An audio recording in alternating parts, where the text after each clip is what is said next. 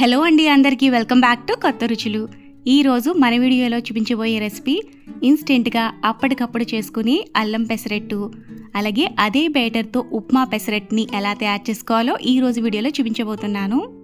ఇన్స్టెంట్గా అప్పటికప్పుడు చేసుకునే ఈ పెసరట్లు క్రిస్పీగా ఉంటాయి, అలాగే చాలా చాలా టేస్టీగా ఉంటాయి. పాతకాలంలో అంటే మన అమ్మమ్మ నానమ్మల కాలంలో పెసరట్లను ఎలా ప్రిపేర్ చేసేవారో ఈ వీడియోలో చూపించబోతున్నానండి. ఫుల్ వీడియో చూసి మీరు కూడా పెసరట్లను ఇలా ట్రై చేసి మీకు ఎలా అనిపించాయో నాకు కామెంట్ అయితే చేసేయండి. అలాగే ఈ వీడియో కనుక మీకు నచ్చితే లైక్ చేసి ఇలాంటి మరిన్ని వీడియోల కోసం కొత్తగా చూసే వాళ్ళైతే ఛానల్ని సబ్స్క్రైబ్ చేసుకోండి. ఇప్పుడైతే ఈ పెసరట్లను ఎలా తయారు చేసుకోవాలి, ఆ ప్రాసెస్ ఏంటో వీడియోలో చూసేయండి. ఫస్ట్ అయితే ఒక కప్పు పెసరగుళ్ళని తీసుకుని శుభ్రంగా వీటిని వాష్ చేసుకోవాలి. ఇలా నీట్గా వాష్ చేసుకున్న పెసల్లో మునిగే వరకు నీళ్లు వేసుకోవాలి. ఈ పెసలను ఎక్కువసేపు నానబెట్టుకోవాల్సిన అవసరం లేదు, 20 నిమిషాల పాటు నానబెట్టుకుంటే సరిపోతుంది. ఈలోగా ఈ పెసరట్లలో వేసుకోవడానికి ఉల్లి, పచ్చిమిర్చి, అల్లం ముక్కలను కట్ చేసుకోవాలి. అలాగే ఉప్మాను కూడా ప్రిపేర్ చేసుకోవాలి. పెసరట్లలో వేసుకోవడానికి అల్లం ముక్కలను ఇలా సన్నగా తురుముకుని తీసుకోవాలి. అలాగే పచ్చిమిర్చిని కూడా ఇలా చిన్న ముక్కలుగా కట్ చేసుకోవాలి. 2 మీడియం సైజు ఉల్లిపాయల్ని ఇలా చిన్న ముక్కలుగా కట్ చేసుకుని పక్కన పెట్టుకోవాలి. అలాగే ఈ పెసరట్లను ఇలా వెన్నపూసతో కాల్చుకుంటే చాలా చాలా టేస్టీగా ఉంటాయి. అమ్మమ్మల కాలంలో అయితే కంపల్సరీ వెన్నపూసతోనే కాల్చేవారు. అలాగే పెసరట్లలో వేసుకోవడానికి కొంచెమంత జీలకర్రను కూడా తీసుకోవాలి. ఇంత జీలకర్ర పట్టదు, ఇందులో కొద్దిగా వేసుకుంటాను. ఈలోగా ఉప్మాను కూడా ప్రిపేర్ చేసేసుకోవాలి. కడాయిలోకి 2 టేబుల్ స్పూన్ల ఆయిల్, 2 టేబుల్ స్పూన్ల వరకు ఘీ వేసుకోవాలి. ఆయిల్ ఇంకా ఘీ వేడెక్కిన తర్వాత ఇందులోకి పోపు దినుసులను వేసుకుని వేయించుకోవాలి. జీలకర్ర, ఆవాలు, మినపప్పు, శనగపప్పు వేసుకుని వేయించుకోవాలి. ఇవి కొంచెం వేగిన తర్వాత ఇందులోకి కొద్దిగా జీడిపప్పును కూడా వేసుకుని వేయించుకోవాలి. జీడిపప్పు తొందరగానే వేగిపోతుంది కాబట్టి పోపు దినుసులు కొంచెం వేగిన తర్వాత జీడిపప్పును కూడా వేసుకుని వేయించుకోవాలి. ఇలా ఈ పోపు దినుసులన్నీ బాగా వేగిన తర్వాత ఇందులోకి కొద్దిగా కరివేపాకు, సన్నగా తురుముకున్న అల్లం ముక్కలు, ఉల్లిపాయ ముక్కలు, కొద్దిగా పచ్చిమిర్చి ముక్కలను కూడా వేసుకుని వేయించుకోవాలి. ఉల్లిపాయ ముక్కలు మరి ఎర్రగా కూడా వేగాల్సిన అవసరం లేదండి, పచ్చంతా పోయి కొద్దిగా సాఫ్ట్గా అయితే సరిపోతుంది. ఇలా వేగితే సరిపోతుంది. ఇందులోకి 3 కప్పుల నీళ్లు వేసుకోవాలి. 1 కప్పు ఉప్మా నూకకి 3 కప్పుల నీళ్లు కరెక్ట్గా సరిపోతాయి. రుచికి సరిపడా ఉప్పు వేసుకుని నీళ్ళు ఇలా మసలు కాగుతున్నప్పుడు వేయించి పెట్టుకున్న ఉప్మా నూకను వేసుకోవాలి. ఇలా ఉప్మా నూకని వేయించుకుని ఉప్మా చేసుకుంటే ఉప్మా చాలా చాలా టేస్టీగా ఉంటుంది. రవ్వని వేసుకునేటప్పుడు ఇలా గరిటతో కలుపుకుంటూ వేసుకుంటూ ఉంటే ఉండలు కట్టకుండా ఉంటుంది. ఇలా అంతా కలిసినట్టుగా కలుపుకున్న తర్వాత స్టవ్ని మీడియం ఫ్లేమ్లో పెట్టుకుని మూత పెట్టేసి 2-3 నిమిషాల పాటు ఉడకనివ్వాలి. మధ్యలో ఇలా కలుపుకోవాలి. ఇలా ఒకసారి అంతా కలిసేలా ఇలా బాగా కలుపుకొని మూత పెట్టేసి మరో 2-3 నిమిషాల పాటు ఉడికించుకుంటే ఉప్మా అయితే మనకి రెడీ అయిపోయిందండి. ఇలా రెడీ చేసుకున్న ఈ ఉప్మాని పక్కన పెట్టేసుకుందాం. ఇప్పుడు నెక్స్ట్ ప్రాసెస్లోకి వెళ్ళిపోదాం. పెసరట్లలోకి ఉల్లిపాయలు, పచ్చిమిర్చి, అల్లం ముక్కలు కట్ చేసుకుని ఉప్మా చేసుకోవడానికి నాకు 20 నిమిషాల వరకు టైం పట్టింది. 20 నిమిషాల పాటు ఈ పెసలైతే నానాయి. ఇలా పూర్తిగా నానలేదండి, ఇలా కొంచెం అంత సాఫ్ట్గా అయ్యాయి అంతే. ఇలా నానితే సరిపోతుంది. మిక్సీ జార్లోకి ఈ పెసలను వేసుకోవాలి. పాతకాలంలో అంటే మన అమ్మమ్మల కాలంలో పెసరట్లను వేసే విధానాన్ని మీకు చూపిస్తున్నానండి. అప్పుడైతే ఇలా అప్పటికప్పుడు నీళ్లలో ఇలా పెసలను నానబెట్టేసుకుని రోట్లో రుబ్బేసి వేసేసేవారు. చాలా చాలా టేస్టీగా ఉండేవి.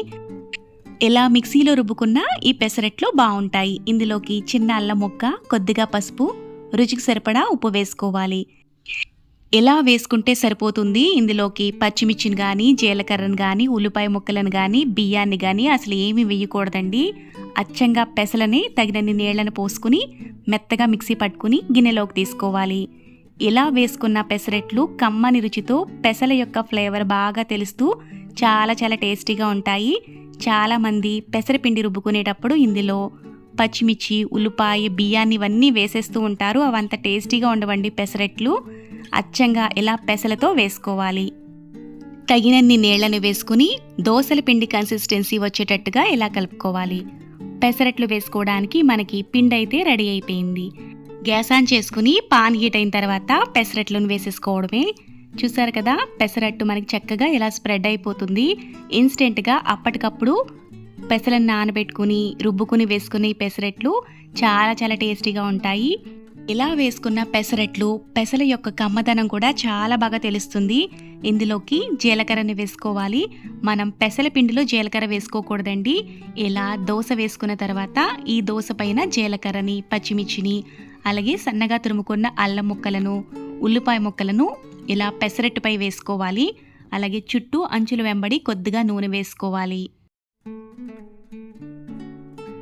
పెసరట్టును కాల్చుకునేటప్పుడు నూనె కానీ నెయ్యి కానీ కాకుండా ఇలా వెన్నపూసతో కాల్చుకుంటే పెసరట్టు చాలా చాలా టేస్టీగా ఉంటుంది.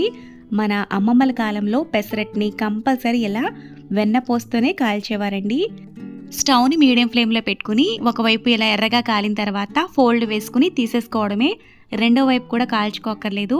ఇలా కాల్చుకున్న ఈ పెసరట్లు క్రిస్పీగా చాలా చాలా బాగుంటాయి.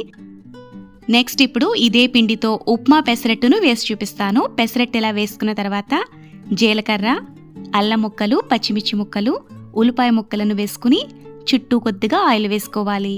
మధ్యలో ఇలా వెన్నపూసను వేసుకుని మనం ముందుగా రెడీ చేసి పెట్టుకున్న ఉప్మాని పెట్టుకోవాలి. ఇలా పెసరట్టును కాల్చుకునేటప్పుడు స్టవ్ని మీడియం ఫ్లేమ్లో పెట్టుకుని కాల్చుకుంటే పెసరట్టు క్రిస్పీగా కాలుతుంది. ఇలా ఒకవైపు ఎర్రగా వేగిన తర్వాత తిరగవేసుకుని తీసేసుకోవడమేనండి.